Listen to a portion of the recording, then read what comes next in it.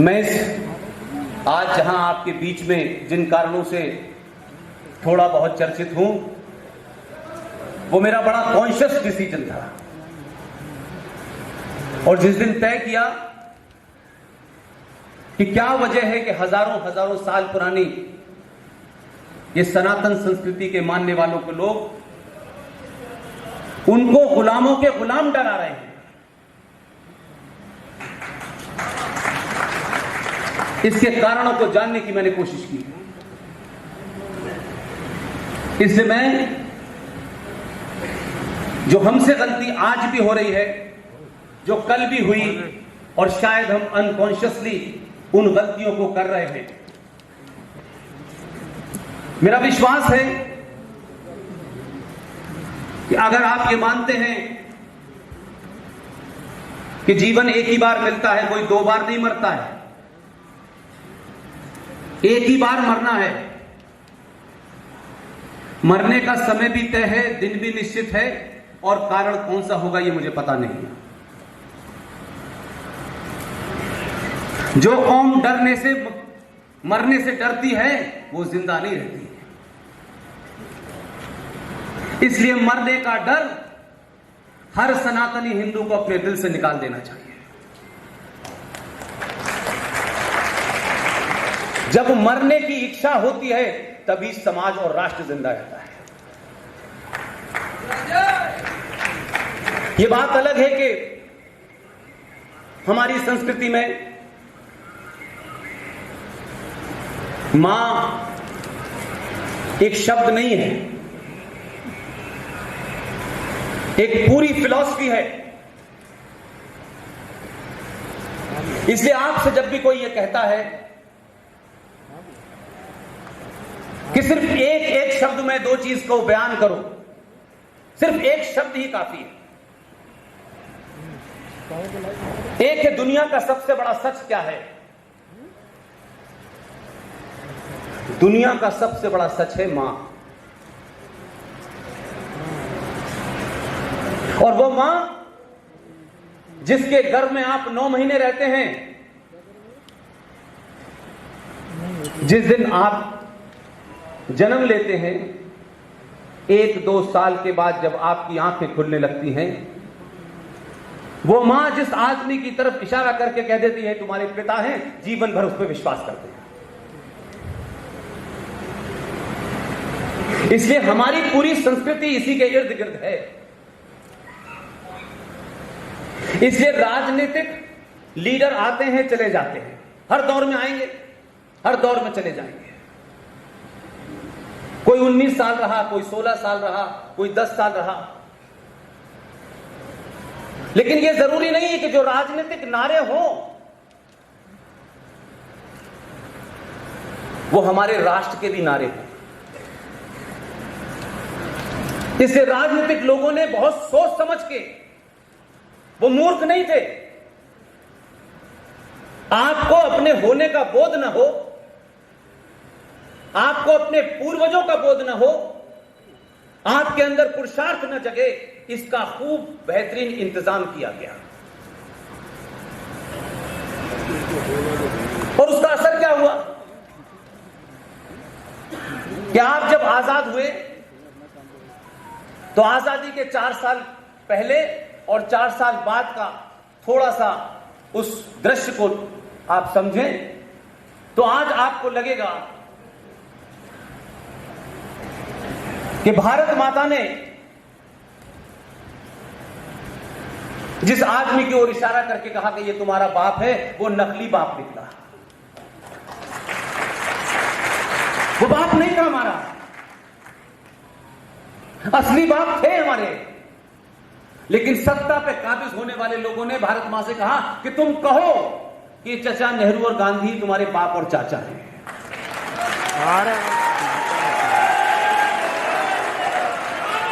उनसे बहादुर, उनसे सच्चा आदमी सुभाष चंद्र बोस भी मौजूद था और सरदार पटेल भी थे, लेकिन हमें नहीं बताया गया कि यही हमारा असली बाप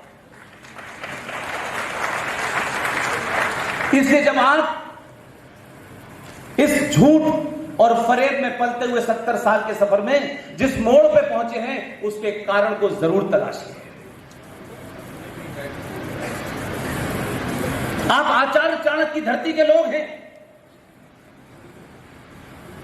आप चंद्रगुप्त की धरती के लोग हैं, लेकिन जब वर्तमान की बात होगी तो ऐसा नहीं हो सकता कि वर्तमान की बात करते वक्त उन कारणों को न तलाशे कि आज जो हमारी स्थिति है उसके कारण क्या हैं। जिस बैकग्राउंड में यह देश तथाकथित तौर पे झूठ बोल करके आजाद हुआ, इतिहास की किसी किताब में यह डेट नहीं मिलती कि 15 अगस्त 1947 को भारत आजाद हुआ था। कोई किताब ने नहीं लिखा।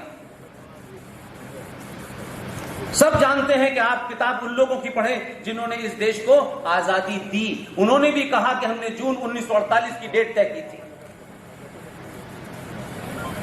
लेकिन कुछ लोगों को जल्दी थी। इसलिए यह दुनिया का पहला ऐसा देश है कि हम आज तक ये कहते हैं कि हमें आजादी मिली और आजादी ली के अंदर आपका चरित्र बदल जाता है।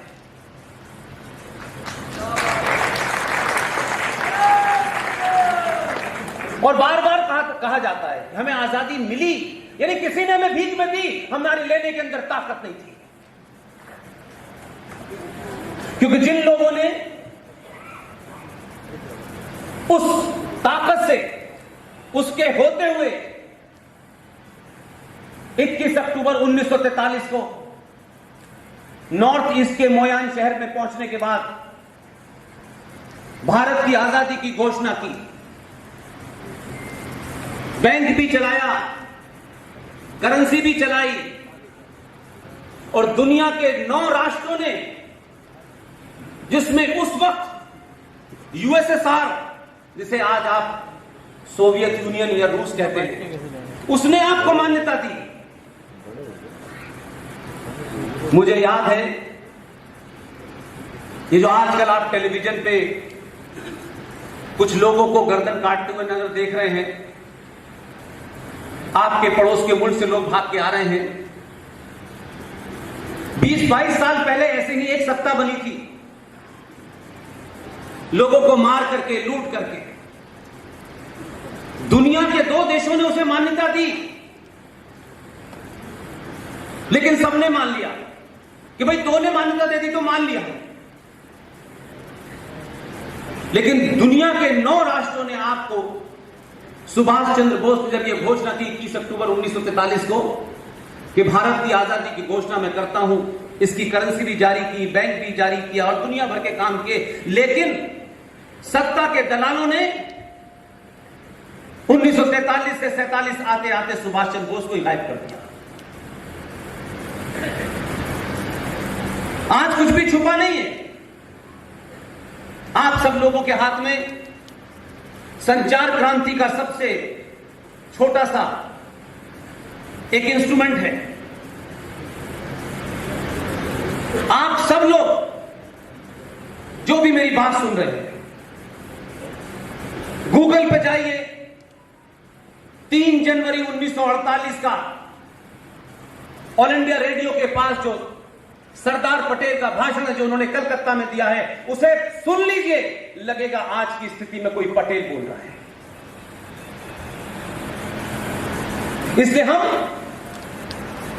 सरकार कैसे बने, सरकार ही सब कुछ करे, हमारी जिम्मेदारी सरकार है, हम इस मानसिकता से आगे बढ़ ही नहीं पाए। इसलिए 1946 में एक घटना है जिसके बारे में लोग अक्सर ये पूछते हैं कि इस घटना का जिक्र तो किया जाता है, लेकिन इसका कोई रेफरेंस नहीं मिलता। मैं इसलिए आपके सामने वो रेफरेंस भी रखूंगा, तथ्य भी रखूंगा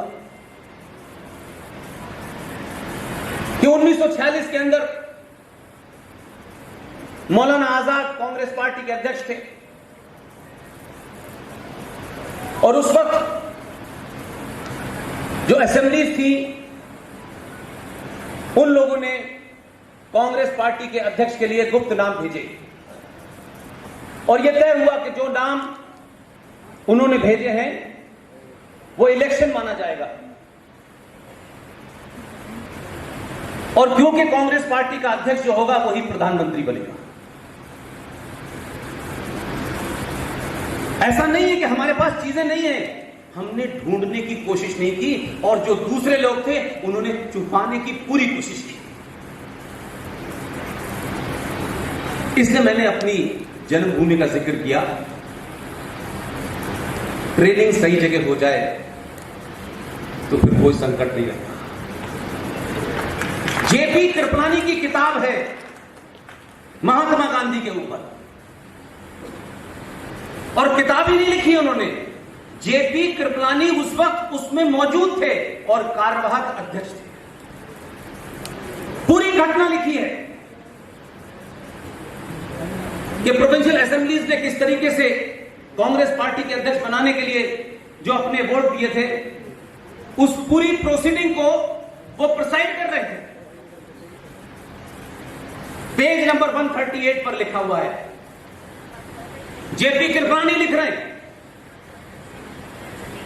कि जब वो वोट खुले तो पता चला अभी हम यहीं अंदर गुलाब के फूल वालों को एक भी वोट नहीं मिला है। अभी बताएंगे। और गांधी जी के माथे पे बल पड़ गए। ये मैं नहीं कह रहा, जेपी कृपलानी कह रहे हैं।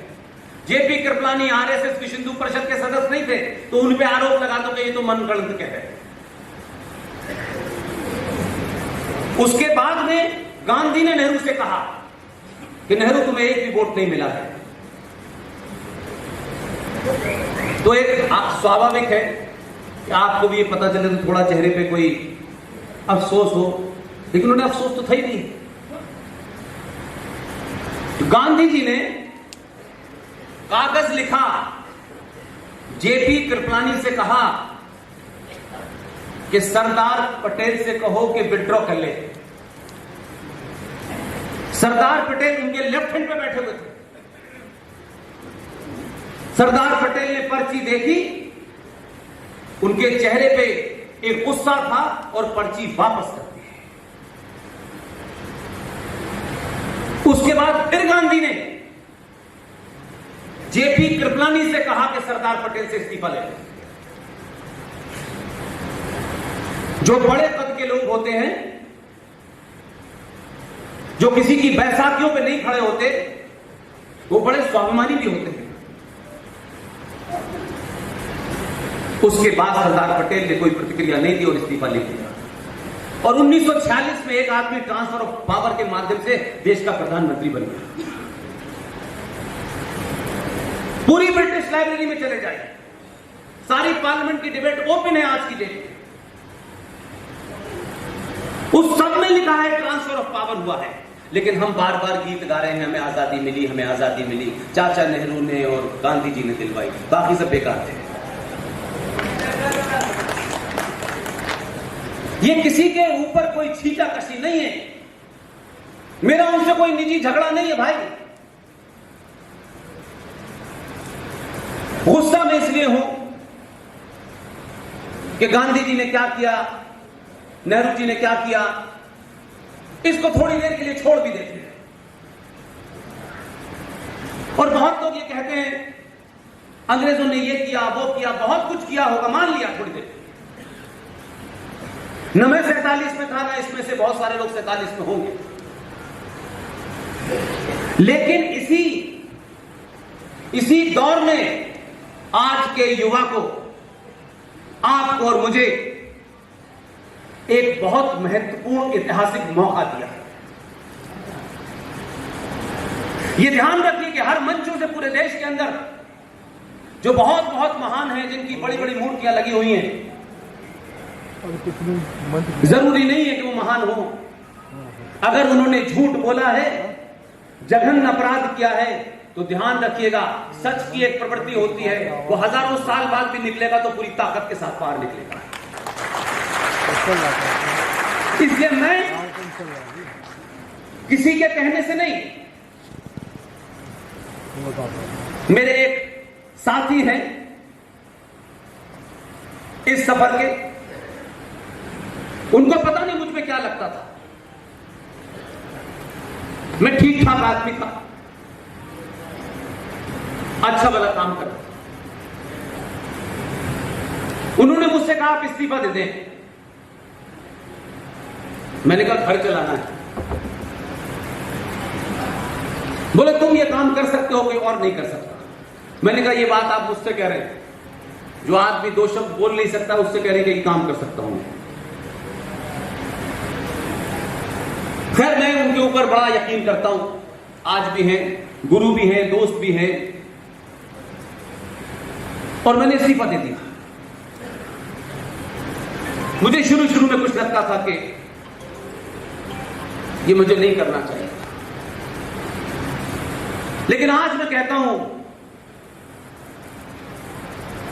इस 56 साल की उम्र में अगर कोई सही फैसला लिया तो वही फैसला सकता।